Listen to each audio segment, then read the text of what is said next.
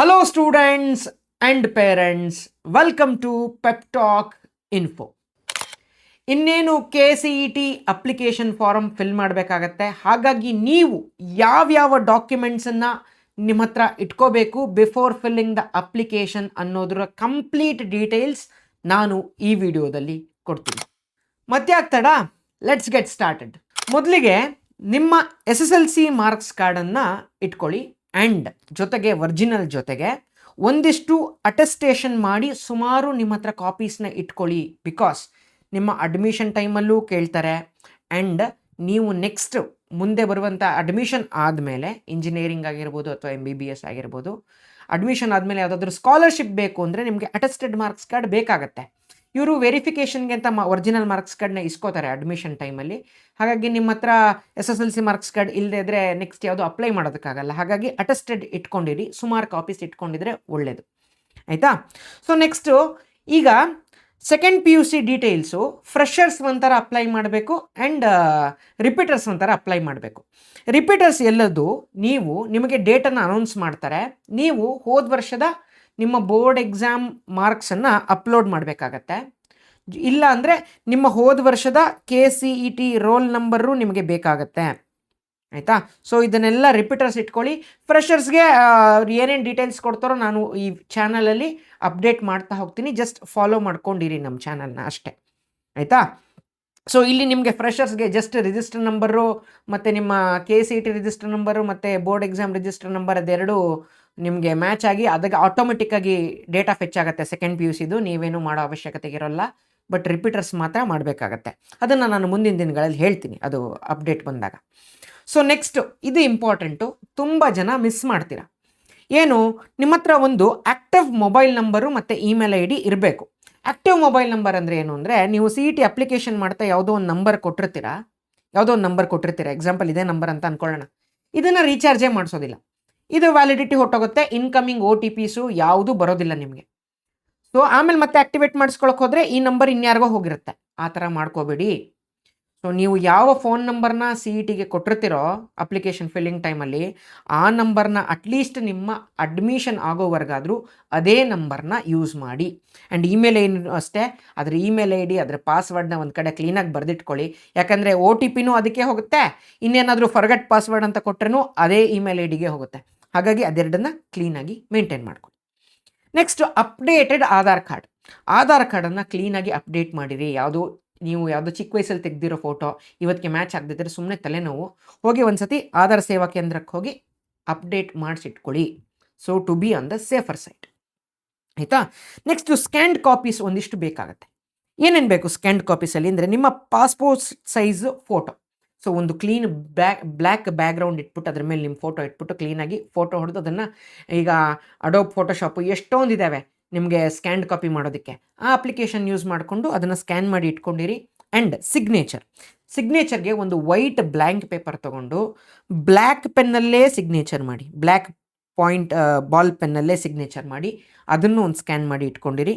And left hand thumb ಇಂಪ್ರೆಷನ್ನು ಬೇಕಾಗತ್ತೆ, ಅದನ್ನು ಅಷ್ಟೇ ವೈಟ್ ಶೀಟ್ ಮೇಲೆ ಮಾಡಿ ಸ್ಕ್ಯಾನ್ ಮಾಡಿ ಇಟ್ಕೊಂಡಿರಿ, ಆಯಿತಾ. ಇದನ್ನು ಮನೇಲೂ ಮಾಡ್ಕೋಬೋದು ಅಥವಾ ಅಂಗಡಿಗೆ ಹೋಗಿ ಸೈಬರ್ ಸೆಂಟ್ರಿಗೆ ಹೋಗಿ ಬೇಕಾದ್ರೆ ಮಾಡಿಸ್ಕೊಂಬನ್ನಿ, ತೊಂದರೆ ಇಲ್ಲ. ಸೊ ನೆಕ್ಸ್ಟ್ ಬೇಕಾಗೋದು 7 year ಸ್ಟಡಿ ಸರ್ಟಿಫಿಕೇಟ್. ಸೊ ನೀವು ಕರ್ನಾಟಕದಲ್ಲಿ 7 ವರ್ಷ ಓದಿದ್ದೀರಾ ಅನ್ನೋದಕ್ಕೆ ನೀವು ಓದಿರೋ ಸ್ಕೂಲ್ಗೆಲ್ಲ ಹೋಗಿ ಸ್ಟಡಿ ಸರ್ಟಿಫಿಕೇಟ್ನ ತೊಗೊಂಡು ಅದನ್ನು BEO ಹತ್ರ ಅಟೆಸ್ಟ್ ಮಾಡಿಸಿ ಇಟ್ಕೊಂಡಿರಿ, to be on the safer side. Attestation ಬೇಕೇ ಬೇಕು, ಮಾಡಿಸಿಟ್ಕೊಳ್ಳಿ, ಇದು ಕಂಪಲ್ಸರಿ, ಆಯಿತಾ. So next bank account details. ನಿಮ್ಮ ಬ್ಯಾಂಕ್ ಅಕೌಂಟ್ ಡೀಟೇಲ್ಸು ಕ್ಲೀನಾಗಿ ಇರಬೇಕು. ಯಾಕೆ ಅಂತ ಕೇಳಿದ್ರೆ, ಇದು ಬರೀ ರೀಫಂಡ್ಗೋಸ್ಕರ ಮಾತ್ರ. ಯಾಕೆಂದರೆ ಕೆಲವ್ರು ಏನು ಮಾಡ್ತಾರೆ, KCETಲಿ 3 ರೌಂಡನ್ನು ಅಟೆಂಡ್ ಮಾಡ್ತಾರೆ. ಸೆಕೆಂಡ್ ರೌಂಡಿಂದ third round last year fees ಕಟ್ಟೇ ಹೋಗಬೇಕಿತ್ತು. ಸೊ ಏನೋ ಕಾಜನ್ ಡೆಪಾಸಿಟ್ ಅಂತ ಅದನ್ನು ಕಟ್ಟಿ ಹೋಗಿ ಆಮೇಲೆ 3ನೇ ರೌಂಡಲ್ಲಿ ಅವ್ರಿಗೆ ಇಷ್ಟ ಆಗಿರೋ ಸೀಟ್ ಸಿಕ್ಕಿಲ್ಲ ಅಂತ ಹೇಳಿದ್ರೆ ವಿಡ್ಡ್ರಾ ಮಾಡ್ಕೋತಾರಲ್ಲ, ಆವಾಗ ರೀಫಂಡ್ ಆಗಬೇಕಲ್ಲ ನಿಮಗೆ ವಾಪಸ್ಸು ದುಡ್ಡು, ಅದು ಈ ಅಕೌಂಟ್ಗೆ ಆಗುತ್ತೆ. ಸೊ ಕ್ಲೀನಾಗಿರೋ ಡೀಟೇಲ್ಸ್ನ ಕೊಡಿ. IFSC ಕೋಡು ಎಲ್ಲ ಕೇಳುತ್ತೆ, ಅದನ್ನೆಲ್ಲ ಕ್ಲೀನಾಗಿ ಕೊಡಿ, ಆಯಿತಾ. ಆ್ಯಂಡ್ ರೀಫಂಡ್ ಅದು ಇವತ್ತಂಕನೂ ಬಂದಿಲ್ಲ ಅವ್ರಿಗೂ. ಗೌರ್ಮೆಂಟ್ ಎಲ್ಲ ಪ್ರೊಸೀಜರ್ ಸ್ಲೋ, ದುಡ್ಡು ತೊಗೋತಾ ಎಲ್ಲ ಕರೆಕ್ಟಾಗಿ ಹೋಗುತ್ತೆ, ಬಟ್ ಅವರಿಂದ ವಾಪಸ್ ಬರ್ತಾ ಸ್ವಲ್ಪ ಸ್ಲೋ ಆಗುತ್ತೆ. ಅದಕ್ಕೆಲ್ಲ ತಲೆ ಕೆಡಿಸ್ಕೊಳ್ಳೋಕ್ಕಾಗಲ್ಲ, ಏನು ಮಾಡೋದು, ಗೌರ್ಮೆಂಟ್ ಇರೋದೇ ಆ ಥರ. ಸೊ ನೆಕ್ಸ್ಟ್ ನೋಡೋದಾದರೆ income certificate. So income certificate ಆದಷ್ಟು ಎಲ್ಲರೂ ಮಾಡಿಸ್ಕೊಳ್ಳಿ. ಯಾಕೆ ಅಂತ ಹೇಳಿದ್ರೆ SNQ ಕೋಟಾ ಜನರಲ್ ಮೆರಿಟ್ಗೂ ಅಪ್ಲಿಕಬಲ್, ಆಯಿತಾ. ಸೊ ನಿಮ್ಮ ಎಲ್ಲರೂ yearly income less than 8 lakhs ಇದ್ದರೆ ಸೊ ಅವರು SNQ ಕೋಟಾ ಅಂಡರಲ್ಲಿ ಬರ್ತಾರೆ. ಸೊ ನಿಮ್ಮ ಲಕ್ ಚೆನ್ನಾಗಿದ್ದರೆ SNQ ಕೋಟಾದಲ್ಲಿ ಸೀಟು ಅಲಾಟ್ ಆಗತ್ತೆ. ಸೊ ಇನ್ಕಮ್ ಸರ್ಟಿಫಿಕೇಟ್ ಮಾಡಿಸ್ಕೊಳ್ಳಿ ಎಲ್ಲರೂ, ಆ್ಯಂಡ್ ಜೆನ್ಯೂನ್ ಆಗಿ ಮಾಡಿಸ್ಕೊಳ್ಳಿ. ಸುಮ್ಮನೆ ಆಮೇಲೆ ಅದನ್ನು ಏನೋ ಫೋರ್ಜರಿ ಮಾಡಿಬಿಟ್ಟು ಆಮೇಲೆ ಅಲ್ಲಿ ನೆಕ್ಸ್ಟ್ ಲಾಸ್ಟ್ ಮೂಮೆಂಟಲ್ಲಿ ಸರ್ ಹಂಗೆ ಮಾಡಿಬಿಟ್ಟೆ ಅಂತ ನೀವು ಗಿಲ್ಟಲ್ಲಿ ಇರೋದು ಬೇಡ. ಆ್ಯಂಡ್ ಒಳ್ಳೆ ಡಿಸರ್ವಿಂಗ್ ಸ್ಟೂಡೆಂಟ್ ಸೀಟನ್ನು ಕಿತ್ಕೊಳ್ಳೋದು ಬೇಡ.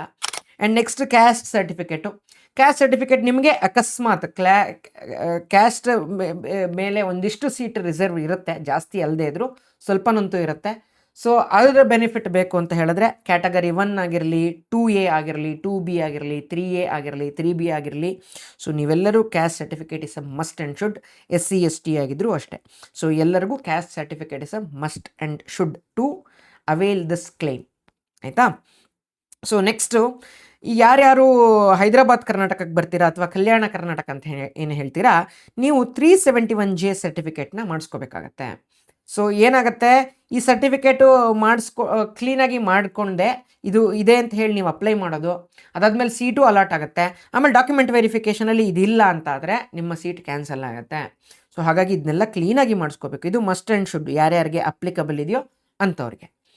ಅದಾದಮೇಲೆ ಕನ್ನಡ ಮೀಡಿಯಮ್ ಸರ್ಟಿಫಿಕೇಟ್. ಸೊ ಇದು ಯಾರ್ಯಾರು 1ನೇ ಕ್ಲಾಸಿಂದ 10ನೇ ಕ್ಲಾಸ್ವರೆಗೂ ಕನ್ನಡ ಮೀಡಿಯಮಲ್ಲಿ ಓದಿದ್ದೀರಲ್ಲ, ನೀವು ನಿಮ್ಮ ಸ್ಕೂಲಿಂದ ಈ ಸರ್ಟಿಫಿಕೇಟ್ನ ತೊಗೊಳ್ಬೋದು ಆ್ಯಂಡ್ ಅದನ್ನು ಅಟೆಸ್ಟು ಮಾಡಿಸ್ಬೇಕಾಗತ್ತೆ.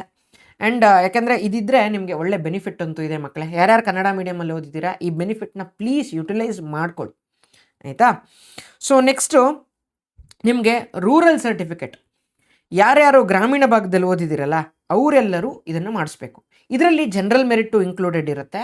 ಆದರೆ ಜನರಲ್ ಮೆರಿಟ್ ಅವರು ರೂರಲ್ ಸರ್ಟಿಫಿಕೇಟ್ ತೊಗೊಳ್ಳೋದಲ್ಲದೆ ಅದ್ರ ಜೊತೆ ನಾನ್ ಕ್ರೀಮಿ ಲೇಯರ್ ಸರ್ಟಿಫಿಕೇಟನ್ನು ತೊಗೋಬೇಕಾಗತ್ತೆ. ಸೊ ನಾನ್ ಕ್ರೀಮಿ ಲೇಯರ್ ನಿಮಗೆ ಸರ್ಟಿಫಿಕೇಟು ತಹಶೀಲ್ದಾರ್ ಆಫೀಸಲ್ಲಿ ಸಿಗುತ್ತೆ, ಆಯಿತಾ.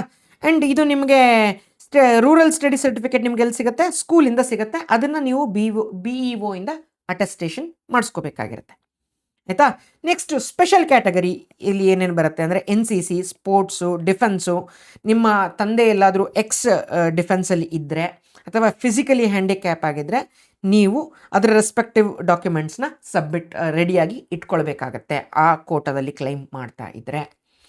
ಆ್ಯಂಡ್ ನಿಮಗೆ ಇವತ್ತು ಏನೇನು ಡಿಸ್ಕಸ್ ಮಾಡಿದ್ನಲ್ಲ ಇದೆಲ್ಲ ನಿಮಗೆ ನೆನಪಿರಲ್ಲ, ಒಂದು ಕಡೆ ಬರ್ಕೋಬೇಕು, ಸುಮ್ಮನೆ ತಲೆನೋವು ಅಂತಾದರೆ ನಾನು ಪಿಂಡ್ ಕಮೆಂಟಲ್ಲಿ ನಮ್ಮ ವಾಟ್ಸ್ಯಾಪ್ ಚಾನಲಿನ ಲಿಂಕ್ ಕೊಟ್ಟಿರ್ತೇನೆ.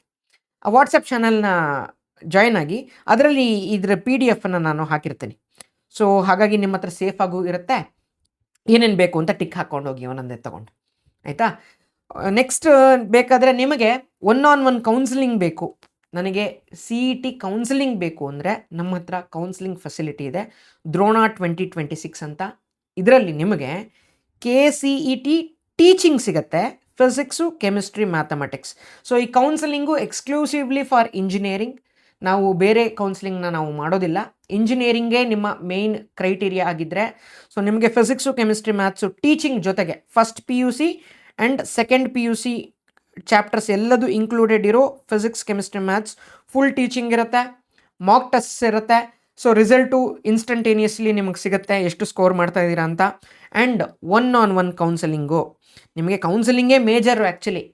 ಆ್ಯಂಡ್ ಇದಕ್ಕೆ ಪ್ರೈಸು ತುಂಬ ಅಫೋರ್ಡಬಿಲಿಟಿ ಇದೆ.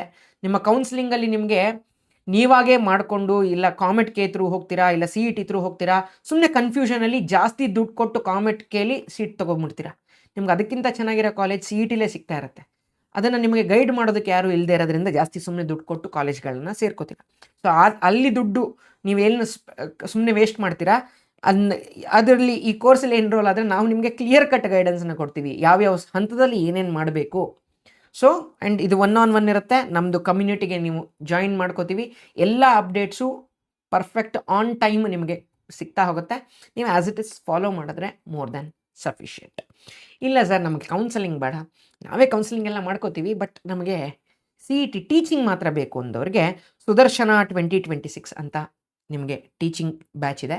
ಇದು 3000 ರೂಪೀಸ್ಗೆ ಅವೈಲೇಬಲ್ ಇದೆ. ಇದರಲ್ಲಿ physics, chemistry, maths full KCET teaching ಇರುತ್ತೆ with mock tests, formula sheets, DPPಸು, ಏನೇನು ರಿಕ್ವೈರ್ಮೆಂಟ್ ಇದೆಯೋ ಎಲ್ಲ ಸಿಗುತ್ತೆ.